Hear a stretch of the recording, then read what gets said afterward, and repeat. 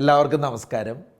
മികച്ച ലീഡേഴ്സായി മാറാൻ ആഗ്രഹിക്കുന്ന ആളുകൾ, നന്നായി ലീഡ് ചെയ്യുന്ന ആളുകൾ കാര്യങ്ങൾ ആലോചിക്കുന്ന, ചിന്തിക്കുന്ന 4 തരം പ്രവർത്തന ശൈലികളൊന്ന് മനസ്സിലാക്കുന്നത് നന്നായിരിക്കും.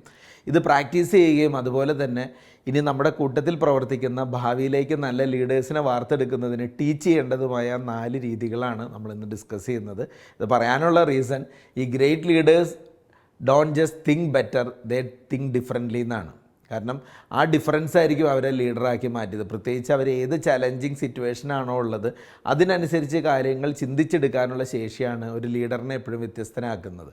അതുകൊണ്ട് തന്നെ പലപ്പോഴും റൈറ്റായിട്ടുള്ളൊരു പ്രോബ്ലം സോൾവിങ് എന്ന് പറയുന്ന ഒരു ലീഡറിൻ്റെ ജീവിതത്തിൽ എപ്പോഴും വേണ്ടി വരുന്നൊരു കാര്യമാണ്. അവിടെ അൺഎക്സ്പെക്റ്റഡ് ആയിട്ടുള്ള സാഹചര്യങ്ങൾ ഉണ്ടാകുമ്പോഴും നല്ല ഇമ്പാക്റ്റ് ഉണ്ടാകുന്ന രൂപത്തിൽ ആ പ്രശ്നങ്ങളെ മറികടക്കണമെങ്കിൽ ചിന്തിക്കുന്ന രീതിയിൽ തന്നെ വ്യത്യസ്തത ഉണ്ടായിരിക്കണം.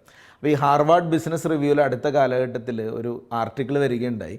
അതിൽ നിന്നാണ് ഇങ്ങനെ ഒരു വിഷയം നിങ്ങളോട് ചർച്ച ചെയ്യാനുള്ളൊരു സാഹചര്യം ഉണ്ടായത്. അപ്പോൾ 4 type of thinking by leaders എന്നുള്ളതാണ് നമ്മൾ സംസാരിക്കുന്നത്. ആദ്യത്തെ തിങ്കിങ് പ്രോസസ്സ് എന്ന് പറയുന്ന എക്സ്പേർട്ട് തിങ്കിങ് എന്ന് പറയുന്ന രീതിയാണ്. എക്സ്പേർട്ട് തിങ്കിങ് എന്ന് പറയുമ്പോൾ ഒരു മേഖലയിൽ അതിൻ്റെ ആധികാരികമായ അറിവോ പരിജ്ഞാനമോ നേടിക്കഴിയുമ്പോൾ ആ ലെവലിലുള്ള ഒരു തോട്ട് പ്രോസസ്സ് അപ്പോഴാണ് വർക്ക് ചെയ്ത് തുടങ്ങുക. എക്സ്പേർട്ട് തിങ്കിങ് എന്ന് പറയുന്നത്. അപ്പോൾ സ്പീഡും പ്രസിഷനും, ഈ 2 കാര്യം, കൃത്യതയും വേണം വേഗതയും വേണം എന്ന് ചിന്തിക്കുന്ന അവസ്ഥയിൽ അവിടെ എക്സ്പേർട്ട് തിങ്കിങ് ആണ് വർക്കാവുന്നത്. കാരണം നമ്മൾ എന്ത് വിഷയത്തിലാണോ എക്സ്പേർട്ടായിട്ടുള്ളത് ആ എക്സ്പെർട്ടൈസ് ഉപയോഗിച്ചുകൊണ്ട്, നമ്മുടെ എക്സ്പീരിയൻസ് ഉപയോഗിച്ചുകൊണ്ട് നമ്മളൊരു കാര്യത്തെ ആലോചിച്ചെടുക്കുന്ന രീതി. അതാണ് ഞാൻ ഈ 2ഉം കോറിലേറ്റ് ചെയ്ത് പറയാൻ കാരണം. സ്പീഡും പ്രസിഷനും, വേഗതയും വേണം കൃത്യതയും വേണം.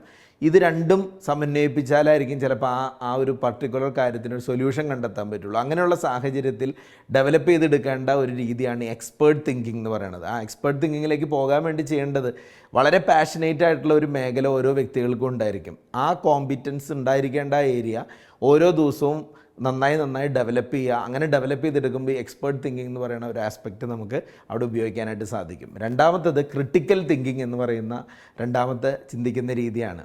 ക്രിട്ടിക്കൽ തിങ്കിങ് എന്ന് പറയുമ്പോൾ നമുക്ക് പലപ്പോഴും വളരെ എളുപ്പത്തിൽ ചില സൊല്യൂഷൻസൊക്കെ ചില പ്രോബ്ലത്തിന് തോന്നും.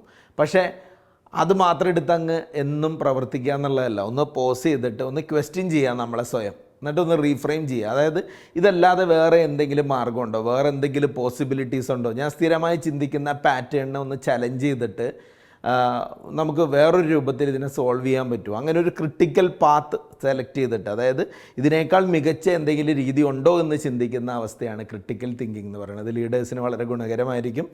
മൂന്നാമത്തതാണ് സ്ട്രാറ്റജിക് തിങ്കിങ് എന്ന് പറയുന്ന രീതി. സ്ട്രാറ്റജിക് തിങ്കിങ്, ഇവിടെയാണ് കുറച്ചും കൂടെ ഭാവി എന്തായിരിക്കും എന്നുള്ളതിനൊക്കെ അനിശ്ചിതാവസ്ഥയുള്ള ചില കാര്യങ്ങളുണ്ടാവും. ഒരുറപ്പുമില്ല നമുക്ക് ഇങ്ങനെ പോയാൽ ഇന്ന സ്ഥലത്ത് എത്തുന്നേക്കാൾ, അല്ലെങ്കിൽ കുറേ കോംപ്ലക്സ് ആയിട്ടുള്ള സിറ്റുവേഷനൊക്കെ ഉണ്ടാകുമ്പോൾ, വളരെ ചാഞ്ചാടി നിൽക്കുന്ന അവസ്ഥ, അൺസർട്ടനിറ്റി ഒക്കെ ഉണ്ടാകുന്ന സമയത്ത് കാര്യങ്ങളെ ചിന്തിച്ചെടുക്കാൻ സഹായിക്കുന്ന രീതിയാണ് ഈ സ്ട്രാറ്റജി തിങ്കിങ് എന്ന് പറയുന്നത്. ഇവിടെ കുറച്ചും കൂടെ തന്ത്രങ്ങൾ മെനയുക എന്ന് പറയുമ്പോൾ ക്രിയേറ്റീവായി തിങ്ക് ചെയ്യും, ഇന്നോവേറ്റീവായി തിങ്ക് ചെയ്യും, എല്ലാ പോസിബിലിറ്റീസും എടുത്ത് തിങ്ക് ചെയ്യുകയൊക്കെ ചെയ്യേണ്ട അവസ്ഥകളുണ്ട്.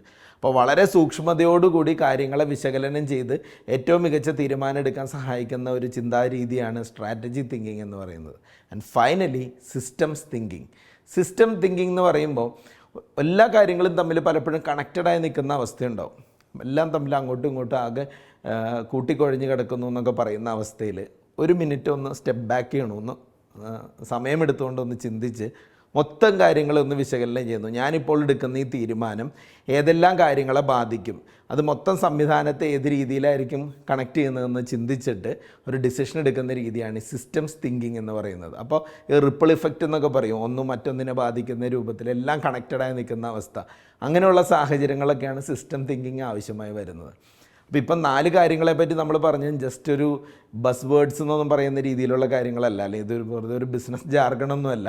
ഇത് ശരിക്കും പറഞ്ഞാൽ വളരെ പ്രാക്ടിക്കലായിട്ട് സാഹചര്യങ്ങൾ അസസ് ചെയ്യാൻ സഹായിക്കുന്ന മെത്തേഡാണ്.